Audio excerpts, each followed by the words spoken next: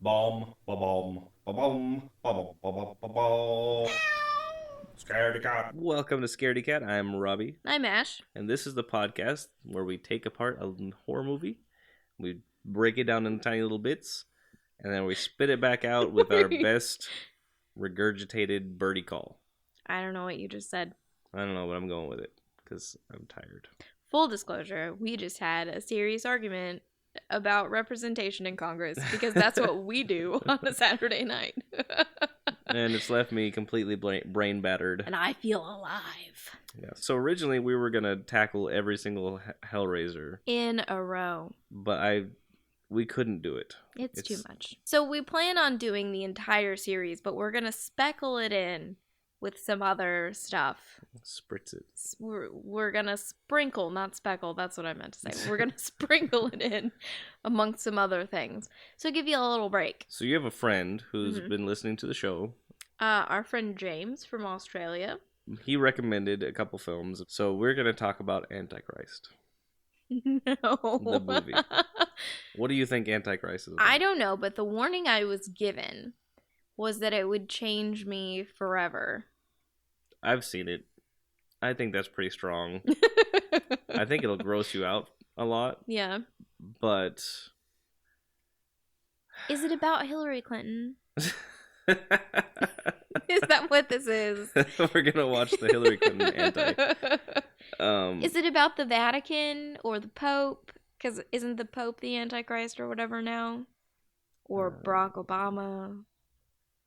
Well, if he did, he failed. I don't know. Let me call one of our relatives and I'll ask them who the Antichrist is. I guess you could call my parents and they would tell you there's some sort of it's prophecy. Barack Obama. Or you could call your parents and they'd tell you it was Hillary Clinton. So Either way, who knows? we'll cover all the bases.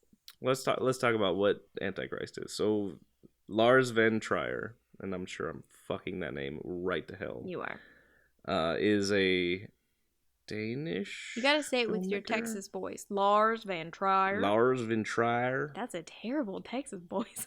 I'm only from there. I'm not that good at the voices. If I was not from there, I'd probably have a better Texas voice. That's true. He's one of those heady directors. Okay, we need to establish something. Is this like a Tool music video? Yes. Okay. Good example. So we need to establish something right up front. Is it like Gummo? We are not deep thinkers when it comes to films. Listen, I am very fucking deep. I don't look for symbolism in movies. I don't look for fucking what do they really mean when there's...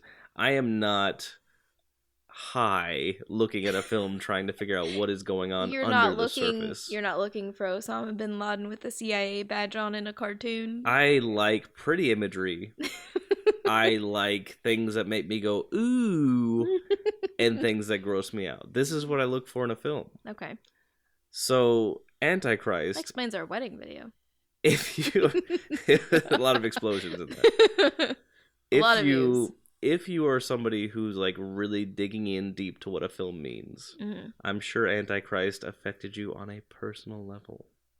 But that's not belittling anybody who it actually did affect on a personal level. Right. Because, like, we're just assholes. I just don't come at it from that point. You're amazing. We're assholes. So, I watched Antichrist. I've seen it. Okay. I have. He has. And he read the book in hardback. I found it boring. Oh. And then at the very end, I was like, "Oh, that's cool," and we'll get into that. So that's where I'm coming from.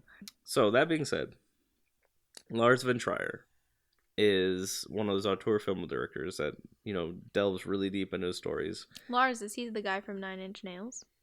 Lars would be the one from Metallica.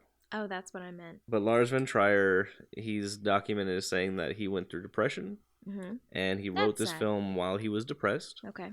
And when he came out of his depression, he decided he would film it anyway.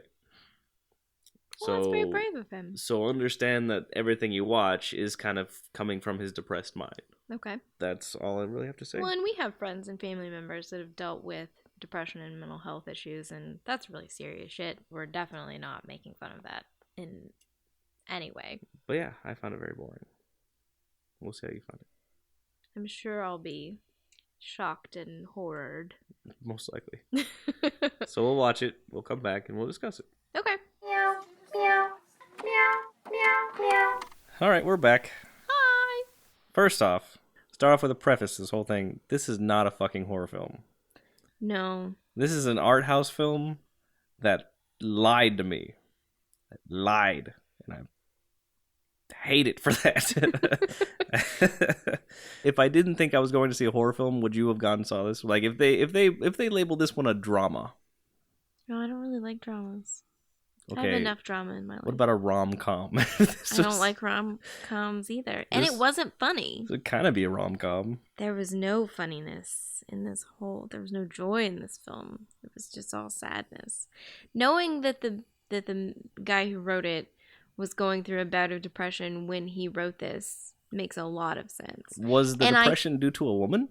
I was about to say that. I feel like he also had some pretty negative views on women. So this film is broken into different chapters. See, I have it written down. Chapter 1, grief.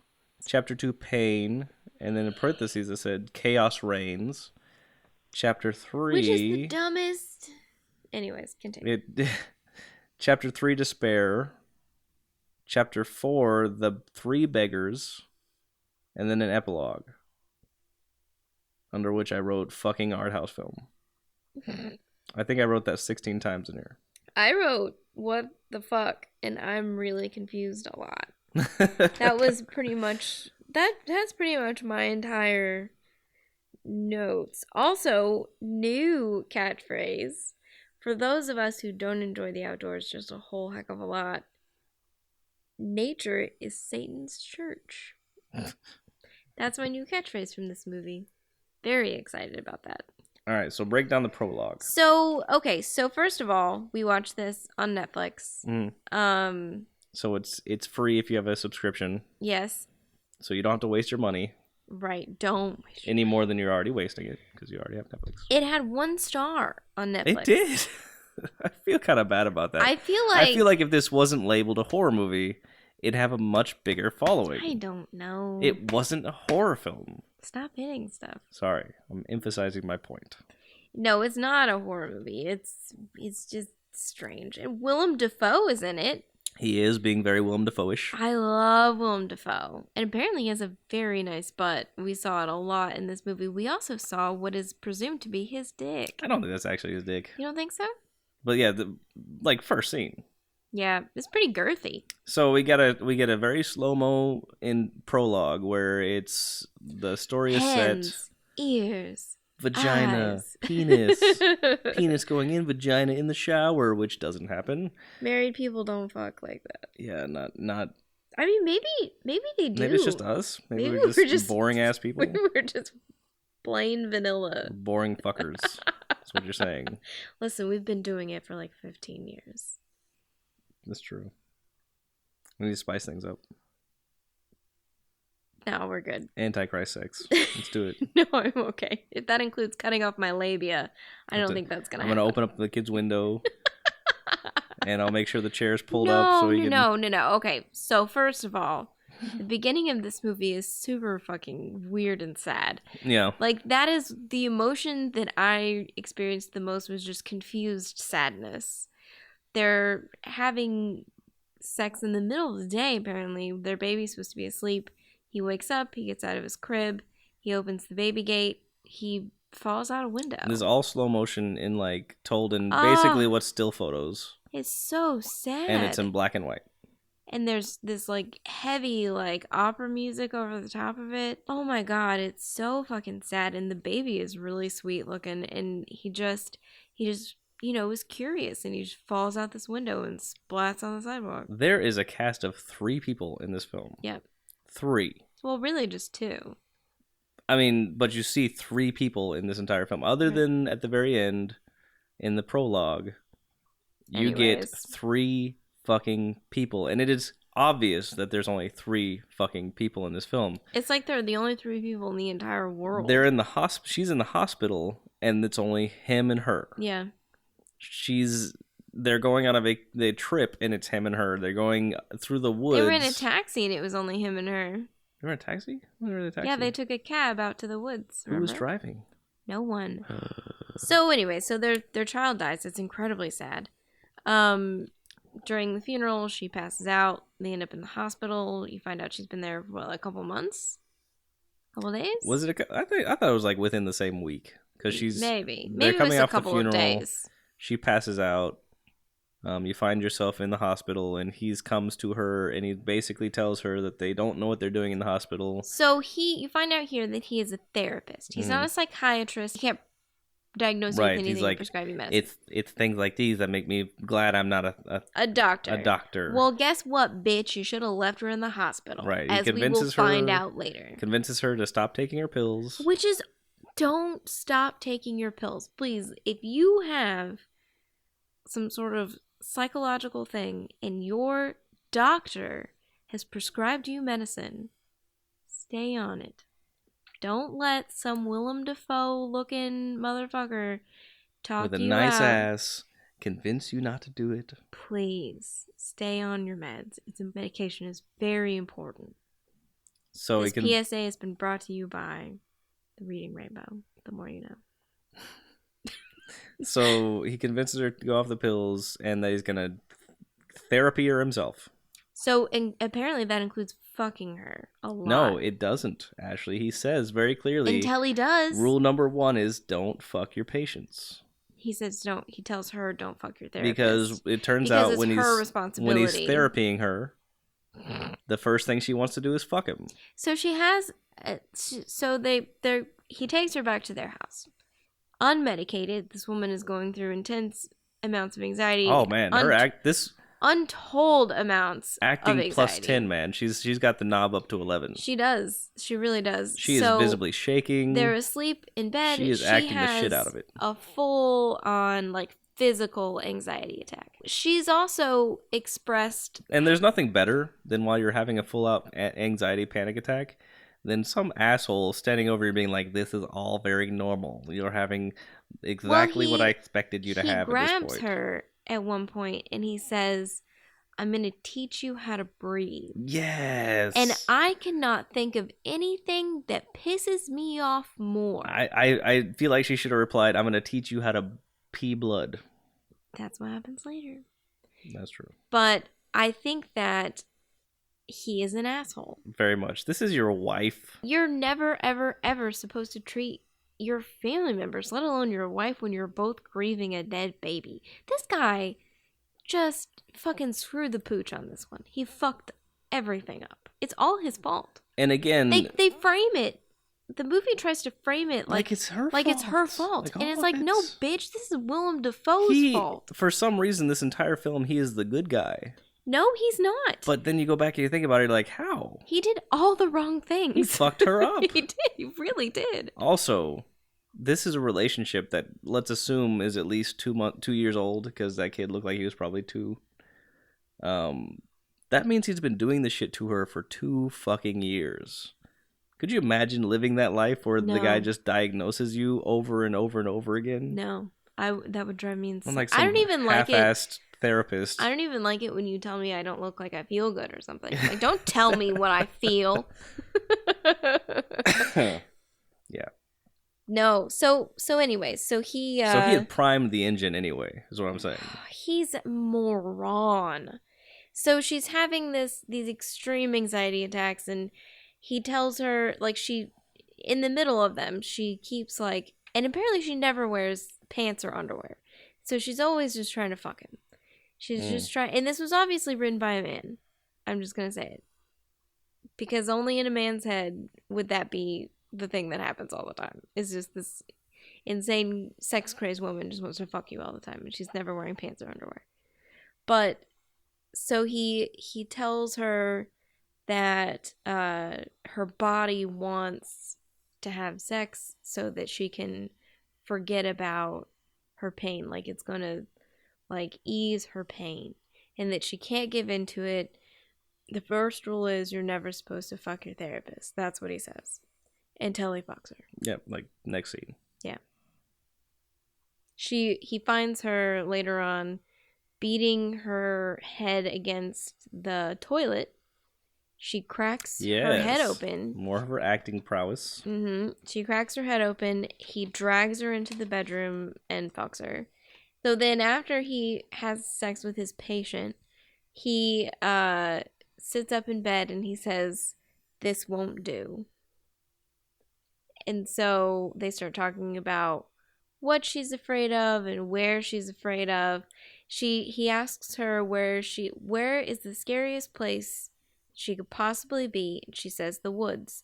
They just so happen to own a cabin on the side of a mountain in the woods. So Willem Dafoe takes an unmedicated, unstable person who needs to be under a doctor's care into the woods because he has therapy powers. Because he's a magician, apparently. I wrote down bears poop in the woods. And I'm not sure why I wrote that down. I don't know why you wrote that down. But this is about this scene. He says something about, like, there's nothing to be scared of or something. And I wrote down bears poop in the woods. They're in the woods. Like, maybe they should be scared of the bears that poop in the woods. I didn't get, like, a bear attack vibe from this movie. This was not The Revenant. Like, yeah. It's a very different thing. The Revenant was more of a horror film than this film. True. The Revenant was really good. That's a different story, again, there's nothing in this that is supposed to scare me. There's nothing in this that is... Oh, no. They start in very art house film style, they start inserting these, like, jarring shots of, like, overhead shots of them walking through the woods in black and white very slowly with, like, music that goes... I don't remember that. You don't remember those scenes? They, like, every once in a while just randomly be inserted. Maybe I wasn't paying attention. And Willem Dafoe happens upon a deer with a dead baby hanging out of its butt. It did. That was sad. Poor baby deer. But they played that up as a jump scare for some reason. I wrote down, ooh, I get it, acorns, but I can't remember why. The acorns fell on the roof. Oh. So full disclosure, it's been a full, like, 2 days since we actually watched the movie. We got sleepy after we watched it. We went to bed. Full disclosure, we've been trying to figure out how we're going to talk about this film. Because it's not like any other films that we've watched. Mostly because it's not a fucking horror film. Well, and there's not much to talk about. I mean, there's a lot to talk about, but there's not much to talk about. So I think this is obviously a little different format just because A, we're still figuring out what we're doing, and B, we don't know what this movie was trying to say. We don't know what's happening. And we're trying, at least I am trying to remain semi-respectful of the fact that someone wrote this in a state of serious distress and depression, but it is also one of the most pretentious bullshit things I've ever seen. Meanwhile, this film is attempting to convince us that them seeing the deer with the butt baby, the deer... He finds a squirrel in the middle of a field. Is a squirrel or is it like a raccoon or... I think it was like a badger? Some sort of woodland creature. Yes, we'll call it a badger. A badger that turns to him and says, "Chaos reigns." Yeah, because for no reason. No other animals ever talk to him. No, and it never does again. And we're not led to believe that, like, Willem Dafoe is nuts. I mean, not nuts, but that he's, like, I don't know, how do I say this without being rude or insane? Awful? No, like, he's not unhinged. Right. Like, he's not suffering a mental health crisis. Right. But so, he's like, a therapist. So, he's like, above all that. Why did this animal speak to him and say chaos reigns? Because the script said for the animal to turn and say that. It's just pretentious. What else happened in chapter 2? I also wrote down, what does the fox say? Chaos reigns. What else happened in... So in this chapter, we find out that she had gone with their baby pre-falling out the window when he was still alive. I was going to say pre-9/11. I don't know why. Pre-9/11. Pre-9/11, before the towers fell. She went with her baby into this cabin in the woods to write her thesis. Yeah, okay, yeah. And So you find this out because she and Willem Dafoe are asleep Do in they the not cabin. live together? Like, he seems super shocked by everything he finds out about what's going on with him. I think he's just distant. I don't know. Maybe he's like replacement dad. Maybe he's stepdad. No, I got the feeling he was real dad. But he had no clue what was going on in his own house. Well, he also seemed to have no connection to that child. Right. He was... No, I mean, he was pretty upset when he found out about the shoes. But he had no idea what was going on. No, he really didn't. Because we learn with him everything that happened in their house. Right. Well, if he wasn't clueless, then we would never find out. Because he would already know. So it's a good thing he was. So, I mean, not for him, because it ended up fucking him in the end, but... Oh, we also forgot to mention that he received the post-mortem... Oh, right. Before they left their house in the city, they live in Seattle. Before they left their house in Seattle, he got a letter in the mail. It was the coroner. The coroner had sent him the report. The autopsy report from their son. So he puts that in his jacket pocket before they leave to go to the woods. Because he's not emotionally ready to read it yet. Right. Which, I mean, who is? That's sad. So we're in the woods. They're sleeping. He wakes up because he hears something hitting the roof of the house. He thinks it's an intruder or something. And you're thinking, it's a horror movie. It's called The Antichrist. Fucking something crazy is about to happen. There's shit on the roof. There's ninjas. There's Antichrist ninjas. It's Hillary Clinton. Somebody's coming for him. The worst. Somebody's coming for him. I'm also sick, by the way. Rob's sick. He has a cold. But it's not Hillary Clinton. It's acorns. So she sits up in bed and she says, they're just acorns. Which is the worst nut, by the way, because you can't do anything with acorns. You can play with them. Yeah, but like our son makes little hats. Any other nut you could like eat. You could make into a pie. Make it to a pie. Is that what you said? Yeah. Rob does make a mean pecan pie. Your pecan pie. Don't say pecan. It's pecan. We're in the north now. I gotta say pecan. Don't they say pecan up here? Pecan. Ugh, it's wrong. It's gross. Not offended everybody. It's pecan. Just so you know. So she tells him that while they were there in the summer, the acorns were hitting the roof the whole time. She was there over the summer writing her thesis. Thesis on chaos. No. The thesis was on genocide. Which, what a sad topic. So she's researching genocide in this cabin in the woods by herself with her son. In the attic. She does the research in the attic. She asked him not to go. She wanted to go by herself with the boy. So, and I mean, we have children. If you want to get something done, do you say, hey, let me take the kid to the woods with me so I can write a thesis? The best way to get things done is to take the child with you. I would be like, hey, I need to write a thesis. I'm going to go to the woods for a couple of days. Or not. Not the woods Starbucks, because we can't afford a wood house. Well, that and I could not handle being alone in the woods like that. That would drive me nuts. I have too active of an imagination. More like public library. That's where we would go to write our thesis. Or like upstairs. Yes, because we can't afford the gas to go anywhere. Yes, we can. We are fine. So anyways, he discovers this attic area that has all of her research stuff. And it all seems to lead back to women, doesn't it? And then he finds her book that she's basically the collaging. Shining book where she's writing and writing and writing and writing, and then her handwriting devolves into like basically just scribble. So all work and no play makes Jack a dull boy. That's not what it says. But her handwriting devolves, the whole thing devolves, and you get the idea that she has dipped into madness. But she dipped into madness over the summer while she was there with the baby. He did not notice when she came back. Terrible husband, terrible therapist. I'm just going to say it. Willem Dafoe should lose his job as a therapist. He sucks at it. Yeah. So this is when he starts realizing, oh, there's something else going on here. Women are the devil. Okay. He finally decides to open up the coroner's letter.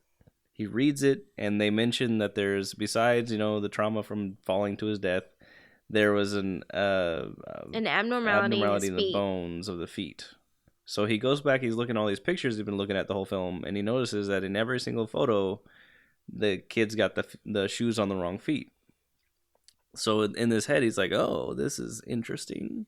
And he shows it to her. He shows her the one photo, and she's like, oh, I must have just not been paying attention, and I put his shoes on the wrong feet. And then he's out in the shed or whatever, and he's looking through all the pictures, and he notices that all of the pictures have his shoes on the wrong feet. And then it cuts to a scene of her in the meadow with the baby putting his shoes on his wrong feet, and the baby's crying while he was crying. And so you get the idea that she was like punishing him for something. She had for being male, obviously. She had a mental break. I mean, that's what it appears, that like she was out there by herself. She was studying all this genocide.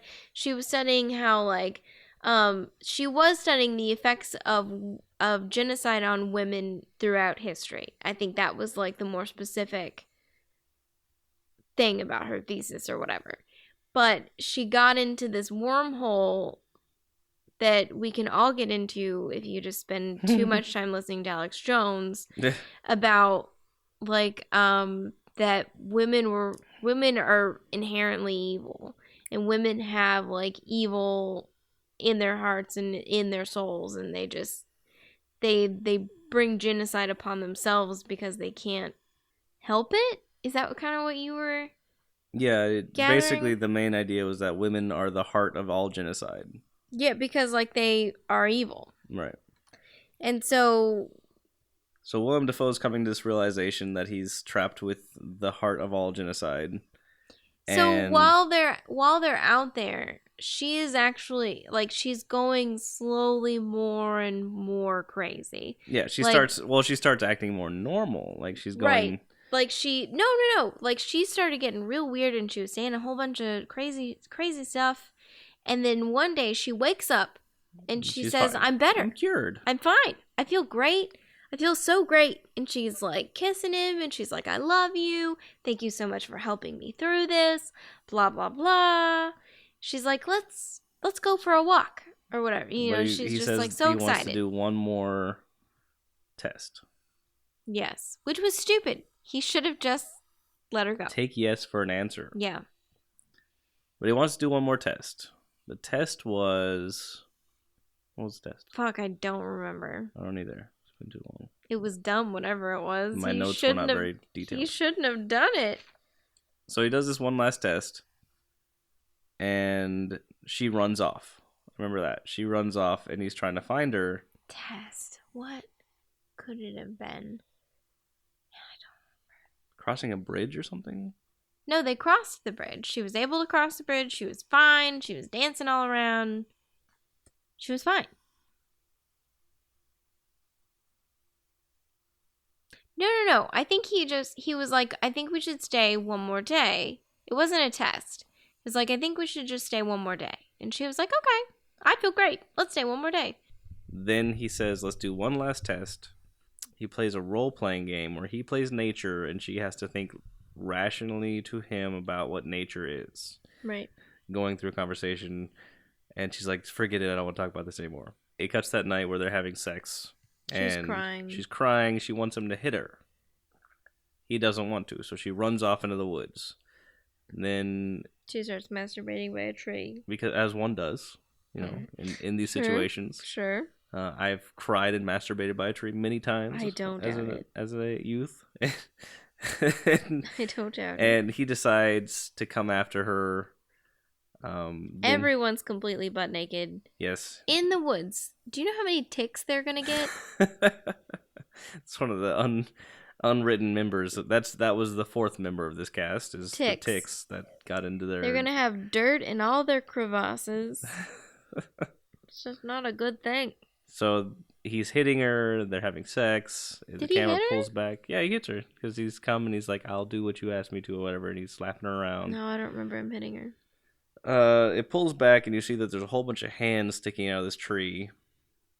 And then we cut to the next day where he's filling out this form he's been making this whole time with a little triangle on it. He's trying to figure out what it is she's afraid of. He's written in there Satan, all the different things, the nature, Satan, and then evil. he crosses out the one at the top.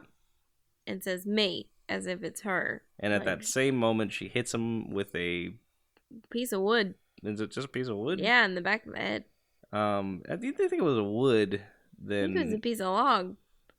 Maybe it's just like a newspaper. I don't think so. Where the fuck are they gonna get a newspaper from? They're in the middle of the forest. True. Paper boys. They had to hike there for like 2 or 3 days or whatever. Maybe the mailman from Cujo brings the paper out there. That's why he had the adventurers like safari hat on. Full circle.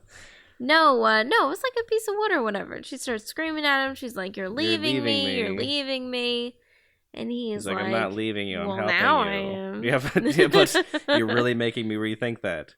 So then she starts like masturbating him. No, she starts trying to have sex with him, and then he's like trying to, he like pushes her off at one point. It is a piece of wood because she picks it up. No. Okay, stop. So she's trying to have sex with him. He's like, "I don't think we should do this." And he says something else about something that upsets her. And she gets the idea that, maybe he really is going to leave her. So she goes and gets that piece of wood. And she throws it. No. No? No. They're in the middle of, like, she's pulling down his pants. She's jacking him off. And then she picks up the wood and just brings it down on his biddly bits. She smashes him in the nards. That which knocks him unconscious. Right. I thought it killed him at first. It looked like it hurt. So then she continues to masturbate him. Is that how you say that? Masturbate That's him? right, she did. Yeah, she keeps jacking him off, and then he spurts blood out of his pee-pee. Because, I don't know if she knew this or not, but she had just pretty much broken his bits down there, which, because this is a movie, like, he'll recover from this just fine. If this was me, I'm done for months. I am not moving from this spot until, like, paramedics have shown up. They have given me all the morphine. They have floated me onto a stretcher, and they have taken me out of the building. This guy goes through this and all the other horrible shit she does to him, and he still finds a way to fight back. Do you remember? Not real life. Do you remember that episode of King of the Hill where Bobby starts going to the ladies' self-defense class at the Y and starts That's my purse. I don't know you. So Hank is trying to teach him how to fight like a man, and Bobby kicks him in the nards. He has to have the paramedics show up. Why'd you kick me in my fellas? Yeah, exactly. I mean, this movie supposes that a man can take a piece of wood to the testicles and then keep on trucking. And then wake up and be fine. Not even residual pain. Well, I mean, not really fine, right? Because while he's passed out, she screws... Oh, my feet are going numb just talking about it. She grabs a hand drill of some kind, and she drills a hole through his leg and attaches a polishing stone to it, and then chunks the wrench for the nut that's holding it in place under the porch. Yes. He wakes up, having just been masturbated to a bloody pulp, and is no longer concerned about the throbbing pain in his testicles. Or his penis. Can you break your dick? Yes. I feel like that may have happened. Did. But he doesn't feel that anymore. He doesn't even feel the fact that he's got this thing drilled into his leg yet. I mean, really, you would be in so much shock at that point. Ugh. You might not feel anything yet. He tries to get up, discovers that he can no longer get up because he has this polishing stone attached to his leg. Or grinding stone, whatever it is. It's got to be like 10, 15 pounds. Yeah. Just like drilled into his leg. Ugh. So again, I am done at this point. This is the only... I'm decided I'm laying here and yelling for help. Right. Until I can no longer yell. So... Not Willem Dafoe, though. Willem Dafoe is now convinced he needs to drag himself across the woods to help. So he does. That is probably the best idea is to get the fuck out of there. This woman just smashed you in the testicles and broke your penis and then drilled something into your leg. I mean, she is obviously just lost her fucking mind, and you need to leave. So she's out dancing in the woods or doing something. Who knows what she's doing at this point? But, to be fair... Oh, I know what she's doing. She's out rounding up all those little animals. The 3 beggars, as they called them. What do you mean rounding them up? The deer, the antelope play in the prairie. She's out getting the deer and the badger and the crow. I think it was a fox. The fox, yeah, it was a fox. The deer, the fox, and the crow, so that she can go to sleep near him. What? Maybe I'm jumping ahead a little bit. You are. So he drags himself into the woods, finds the hole underneath the tree that they had seen earlier, drags himself into the hole, and then she proceeds to come back, find out he's gone, and she's screaming around for him, trying to find him. So she goes on a hunting expedition. She's calling him a bastard. Do you remember that? Bastard! You bastard! You bastard! Where did you go? You're leaving me! It's like, yeah, crazy lady, you just drilled something into his leg. So Willem Dafoe's in this hole hiding, and he sees something moving around. And so being a good guy, because he's a good guy at the film, apparently. He's not the asshole that's been, like, psychologically terrorizing his wife for the last 2 years because he's a therapist. He's digging up this creature that's lodged in the ground, and it's a crow, and the crow starts... The crow is alive, but the crow starts is like... cawing. Do crows do that? Do they bury themselves in the dirt? I don't think so. I don't know much about crows. I don't either. Hey, Google, do crows bury themselves in the dirt? That's a no. She's not been answering a lot of our questions lately. He digs up this crow, it caws, and that's how she finds him. Well, it starts going ape shit. So he starts like battering it in the head, but apparently he doesn't have any strength left in his hand because he can't kill the little crow. I mean, he's also... Or it's an immortal crow. He's also got something attached to his leg. But he doesn't even feel that pain anymore. He just had his penis broken off. I really thought... dragging that poor dick through the ground, by the way. I really thought she was going to castrate him. Oh, yeah. Full Lorena Bobbitt. Instead, she finds him because of the crow. The crow's screaming.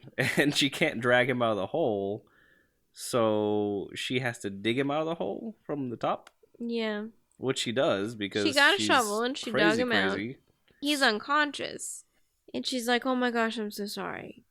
I'm so sorry, I'm so sorry, I'm so sorry. He's like, just help me. He's like, I just need you to get a wrench or a pair of pliers or something. I can get this thing off my leg. And she's like, okay. She runs off.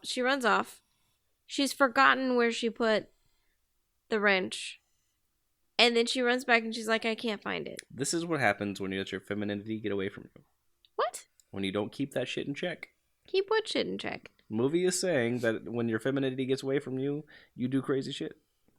No. Because she thought he was leaving her. So her femininity took over. That's not her femininity. I think this is what the film is positing. I think that's her anxiety about being alone. Because society has conditioned us in such a way that women think that women always need men to be around. So if a man leaves us, it is literally the worst thing in the world that could possibly happen to us. Driving her into a mad rage where she broke his dick off and screwed a thing into his leg. But I don't think that's what happened at all. I think she just suffered a psychotic break. And then he took her out of the hospital and took her off of her meds. And took her out in the woods. Because he's a self-righteous asshole. Where's bear's poop? Bear poop is big, though. So she drags him back to the house. She lays him out on the floor. And she's crying. She's so sorry. She tells him when the 3 beggars arrive, someone has to die. The beggars being the deer, the fox, and the crow. All 3 have now arrived. And he says, oh, I see. And it's like, no, you don't. No, you don't. You're delirious. Nobody sees because this is crazy. So then she starts crying. She falls on his chest. And then she comes back up. And she looks very, composed. Schemy. And she says, a crying woman is a scheming woman. And then under her breath, she mutters something that I'm sure I should probably know. Something about breath. Something from breath. Something from breast. And something hair from and teeth, eyes. hair and eyes. Have you noticed, though, that throughout this movie, her teeth have gotten progressively grayer. See, I didn't notice that at all, but you did. Because you're so superficial. Oh, that's not true. I just had a lot of dental problems. And A so lot of dental work. I noticed people's teeth. But no, she starts off with a very nice set of regular, Chompers. normal teeth. And then at the end they're like grayish. I think that was an aesthetic choice. Keep in mind they're both very dirty because she had dug him out of the ground. Filthy. He's been in the ground. So she says, the whole thing about the crying woman, the scheming woman, and you realize, oh, she's still crazy. She just wanted him out of the hole real bad. He's passed out because he's been in the ground for years. And I don't think it's she goes to the cabinet, she gets a pair of scissors, she undresses, which it's funny because didn't we say that she was undressed, like she was pantless to begin with, and then suddenly she had pants on? She keeps so she could take them off. Pants off just constantly. And then she lays down next to him with a pair of scissors. She uses his hand to masturbate herself for a second while she's crying because she remembers that she saw the son climb up into the window while they were having sex. And she didn't do anything about it because she's an evil woman. And he jumped to his death. And now she's having this whole conflicting thing where she's like, she knows that she's evil, but she doesn't want to be evil. So she brings herself almost to orgasm, and then she cuts off her clit. Yes, with the pair of scissors. Jesus fucking Christ. And movie doesn't shy away from showing us that. No. We don't see Willem Dafoe get hit in the dick. Like, we don't actually see that happen. I thought about that. But we see her cut off her lady bits. More evidence that this is a revenge film on somebody that spited this man. I feel like this man feels like he was very wronged. So then she falls asleep. There's lots of blood. She falls asleep. She has to be bleeding out. She gathers the beggars around her so that she can take a nap. And Willem Dafoe wakes up again. The fox and the deer are laying next to her naked body because I'm assuming she passed out from loss of blood. She had to have. And he hears a noise coming from underneath him. So he breaks open the floor. The crow comes flying out. And he sees the wrench underneath the crow. So he reaches in, he grabs a wrench. He unscrews the grinding stone from his leg. And she wakes up as he's doing this. She grabs the scissors. He gets the grinding stone off just in time. And then she starts struggling with him. Stabs him in the back with the scissors. He fights back. He finally chokes her to death. And manages to free himself. Regardless of the fact that his penis is broken, his leg has a hole in it, his back has a hole in it, and I'm pretty sure the scissors are still in there. I think he took them out. So he runs out of the house. Or did it just end there? I think it just ended, like that chapter ended after she died. He full on choked her to death though. Yeah.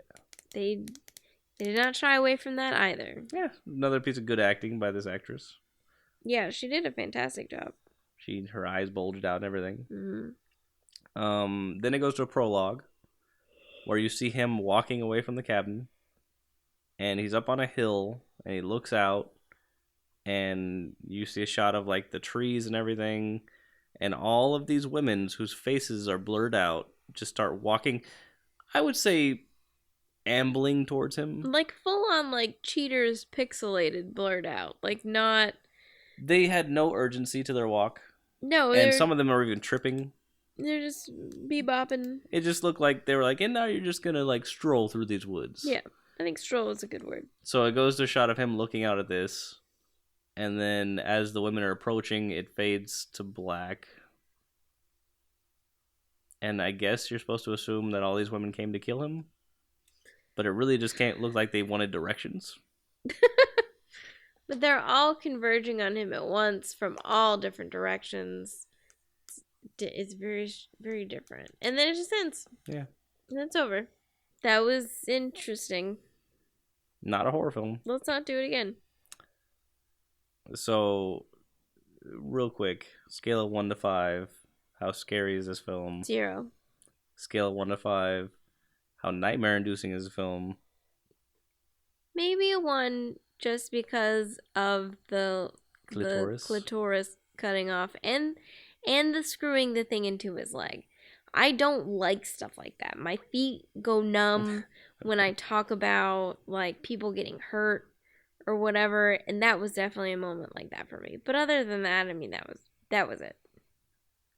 Scale of 1 to 5. How gory was this film?